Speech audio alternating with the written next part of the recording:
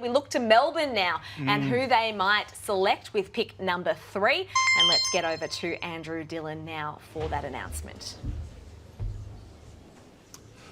With pick 3, Melbourne select Molly O'Hehir from South Fremantle and the South Coogee Junior Football Club.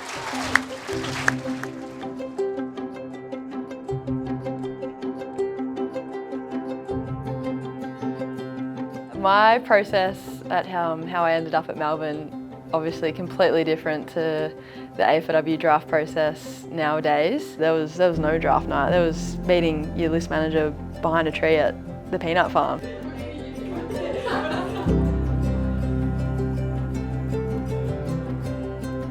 Oh, it was 2017 when I was travelling. I was contacted by Todd Patterson. I was actually in the desert in Chile. He just sort of asked if I was interested in AFLW and if I'd ever thought of it. So sort of didn't think too much of it at the time. I was obviously away travelling, and by the time I got home, it was like, yeah, this is something definitely interested to give a crack at.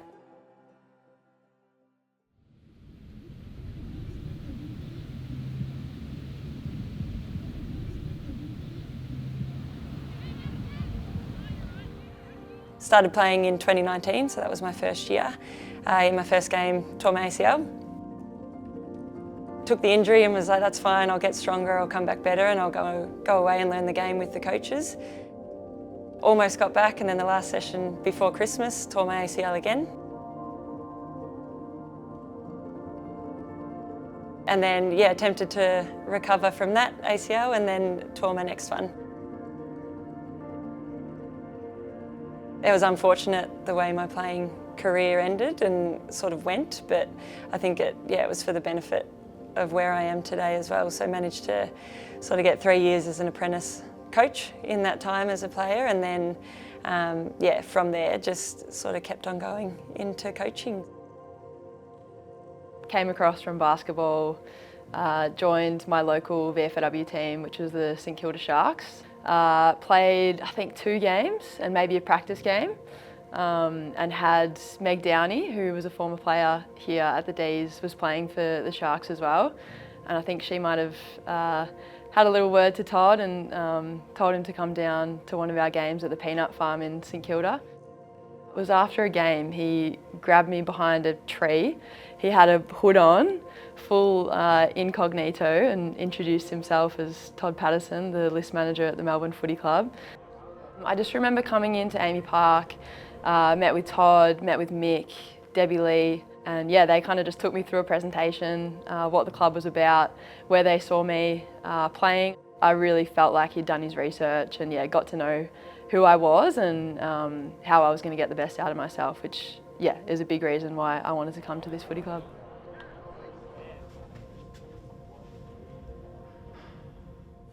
Jump into it then. The plan this year, unless a really good player pops up, is to sort of attack the draft again. You'll cover it today, but the attack the draft, is that looking like the right time to attack the draft? Yeah, I'd say it's definitely the strongest draft that I've seen in my time.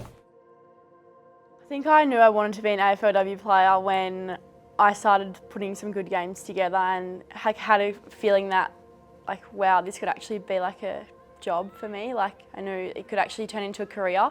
Coming into my top age, like draft year, I obviously like, there was a bit of pressure, like you just feel it. And like round 1, I remember it was like South Fru versus East Fru, and like your name's in the paper saying, you know, you're going head to head with this person, and it's a lot for like a 17-year-old.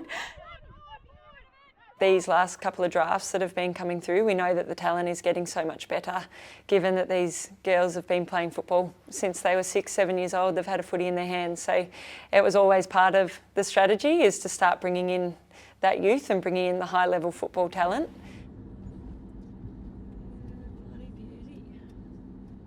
Different stages of the year, I think you have different things that you want to get out of the interviews. So we might be going to the home interview with some information that we've had through the year that we really want to get clarity on, and that's the sort of main goal. It could be an injury, or it could be something to do with how they learn. So that can be quite pointed, or sometimes it can just be about continuing to build that relationship, seeing them comfortable in their own environment, understanding their self-awareness around their game. Welcome to the hills. This is my hometown. There's a wizard that lives in this town. Walks up and down the street, Really? dressed as a wizard. Jingles everywhere that he goes. And then when the Lord of the Rings movies came out, he dressed up as Gandalf and came to the cinema.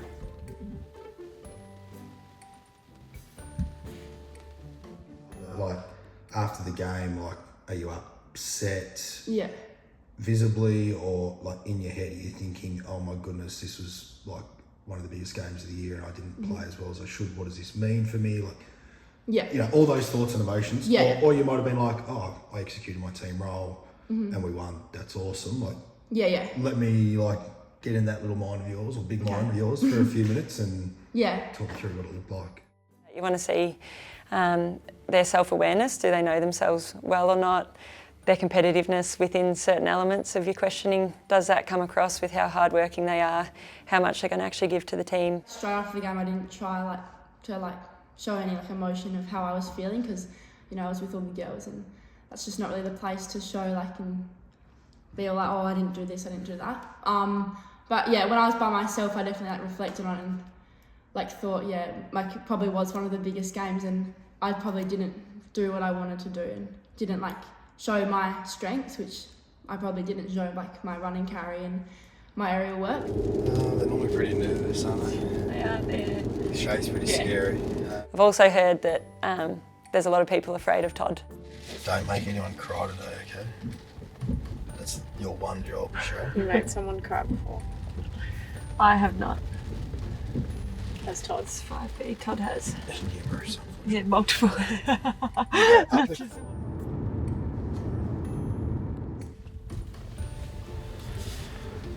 What the f***?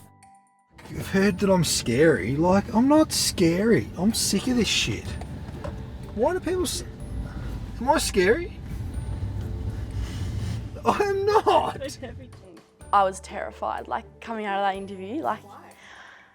It was just so daunting. The questions Todd would ask were just so crazy and scary, and it was a lot about comparing yourself, and you had to really talk about yourself and just be confident. And I feel when he would ask questions, he was testing if you could handle the pressure and also if you could remain confident in yourself. The AFLW competition, every game is tough. Teams are getting better. The competition's getting more and more even, so you really do have to bring your best footy every single week. I don't see last season as a failure whatsoever. I think we still were able to learn and grow as a group. I know even personally I learnt a lot about myself, and I'm sure a lot of my teammates feel the same. Two options right now. We can either go out in that second half and put on the same display and just have it in our D50 the whole time, and play safe footy, not have a go, just step out of it and go into our shells, or we can step in, have a red hot crack, and let's show everyone here, all of our families, all of our staff, what we're made of and what it takes to wear this red and blue jumper, alright? What are we going to do? Are we going to step back, or are we going to step forward now? Step forward. Let's go.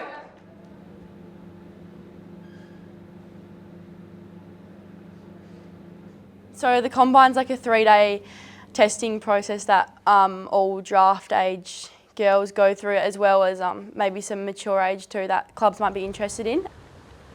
Basically, first day we had to run a 2K time trial at Collingwood, which was good fun. I think we were really lucky we got to run it on the first day, because that's the most nervous part of the combine for some reason. Everyone's just so scared about that one run.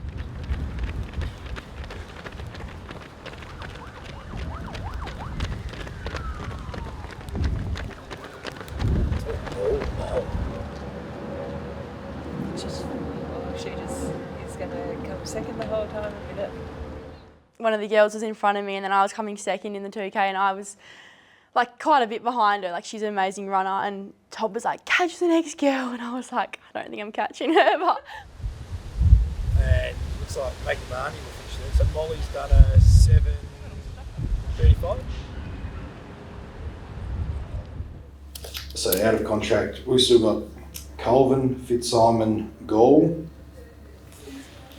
Gillard, Harris, Hill, Madigan, Amy Mackin, Paxman, Pearce, Saray Taylor, Demi Taylor, Rewatt and Grace Beasley.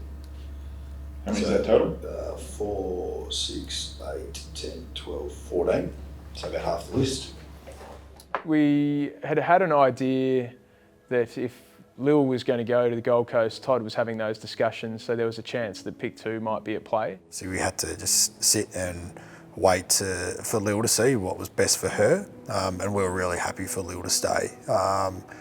You know, she's a heart and soul player, so if that worked out, then we felt we were in a great position either way. I think it's hard for people to leave. Like, I think, yeah, I can only, again, speak for Melbourne, but it's certainly a great place to be. It's a ripping group of people to be around. So the idea of leaving what you have here and the program that we have would be really challenging.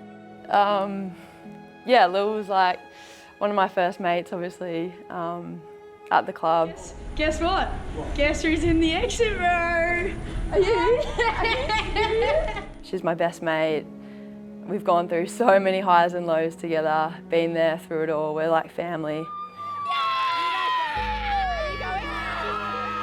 When I found out that it was going through, it was very emotional.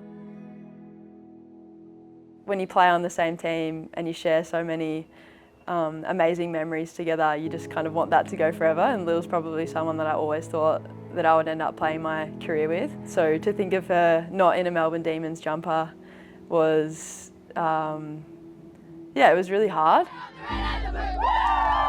You know, I think at the end of the day, Lil's been an amazing servant of this club. She'll always be a Melbourne person, and I'm really proud of her for her making the decision that she made.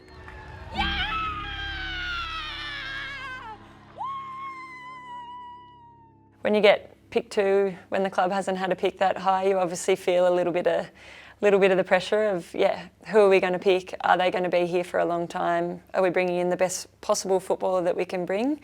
But also we're looking for the best person that we can bring into the club to fit in with the team, because you want to see them start to succeed as soon as they sort of walk in the door, whether that be just being the best teammate possible or as a footballer on field. But you definitely do feel the pressure that little bit. But with the draft going to a national draft, we were really confident with the pool that we had to look at. When we built this program, we built it off good, genuine people with substance. And we haven't always got it right, and it hasn't always ended that way. I acknowledge that. But we got to where we got to because we had the foundations of unbelievable people. So the player that is on the top of my order, and open for discussion today, is Molly O'Hehir. Sometimes doing this job, you see someone the first time and your instinct tells you that they're the player that you want, and then things will like waver or change, but often that first instinct is pretty right. What she is she's fucking competitive, and she plays with an edge, and I think we miss it. I think we need more of an edge. Like, at times she's borderline nasty. She's a really good kid. There's a little bit of magic about her as a person, I think. Western Ferris last night. It's now 5:52 a.m. Just waiting for Mick to come from the hotel room. We're off to Perth for the day to interview a couple of girls. Now we've got pick 2. We've got to do the final bit of work in a position that we really thought we would end up in, so a good position nonetheless. Yeah, Todd reached out and I was kind of thinking, oh, here we go, like Todd wants to come over to Perth and play mini golf. So we tried to go a different line and tried to get them to sort of lower their guard a little bit and just interact with them a bit more like we would if they were actually playing for us. So yeah, we went and played mini golf, and then after we went and had just some food with my parents at one of the bars near Fremantle. Pretty cool. Who won mini golf, Michael? Who won? Yeah. That would be me. Who are you picking at pick 2? You didn't go, bro. Who are you picking at pick 2? You got to answer the question. Picking the whole O'Hehir family. All of them? Yeah. Successful mission. My management company, More Than Management, they hold like a draft day breakfast, and I'd had a little slip under the door that we were going to draft Molly that night. And I knew she'd be going to this breakfast with her family. I think she was like the last person I said hi to, and I'm pretty sure as I walked out, Todd he messaged me the text that he'd just sent Molly. He was like, look, good luck for tonight. If I see you, see you. If not, then you'll do great wherever you go. Like, thanks for how you've handled the process. That was kind of the message, and I was like, yeah, that means they're not taking me. Like, that's it. I'm heading off to Sydney, I reckon. So between me not giving her anything at the breakfast and then the text that Todd sent when she walked out, she was like, no way am I getting drafted to Melbourne. Good evening, everyone, and welcome to the 2024 Telstra AFLW Draft. It's our first ever fully national draft where players can be selected by any of the 18 clubs. It is a life-changing moment to hear your name called. I think draft day is always the best day of the year. It's where it's full of hope and life and joy, really, where you've helped make someone's dream come true, but in reality, all you've actually done is read their name out. They've done all the hard work. With pick 3, Melbourne select Molly O'Hehir from South Fremantle and the South Coogee Junior Football Club. Yeah, like basically just called my name, and I just didn't know what to do. Like, I couldn't even believe it. Like, there was someone was ushering me up to the stage, and I just didn't even know. I was like, where do I go? Like, couldn't even talk at that point. I saw Kate standing at the other end of the stage, and I just was like, no way Kate Hore is presenting my jumper right now. Like, there's no way I'm heading off to Melbourne. Like, there's no way I'm going to be living in Melbourne in a few months' time.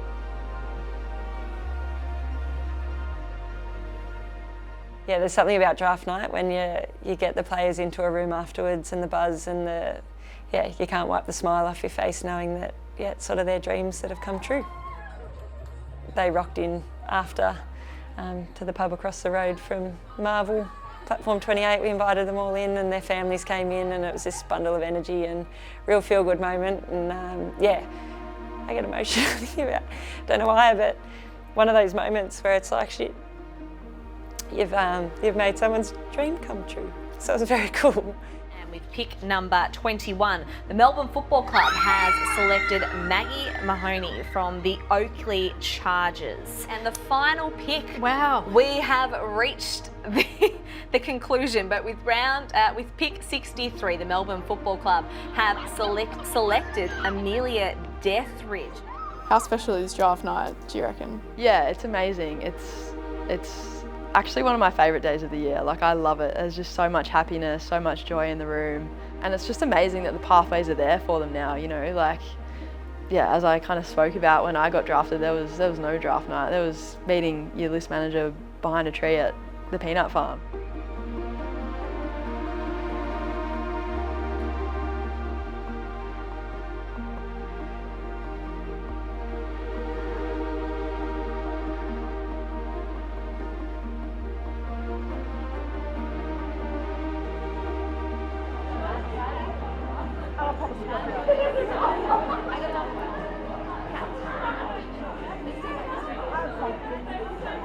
This is the next chapter of the Demon Spirit, and it starts now. They run harder because others once ran when no one was watching. They believe deeper because others believed when no one else did. They carry the torch not for glory, but for every name, every story, every sacrifice etched into the fabric of the club. This is a team ignited by Demon Spirit and fueled by those who came before. They honour the past, they own the present, they chase the future together. In season 10, watch the Demon Spirit catch fire. If someone was to watch a game of D's footy next season, what would they see if you could describe it in 3 words? What would they see if they describe it in 3 words? It's a very good question.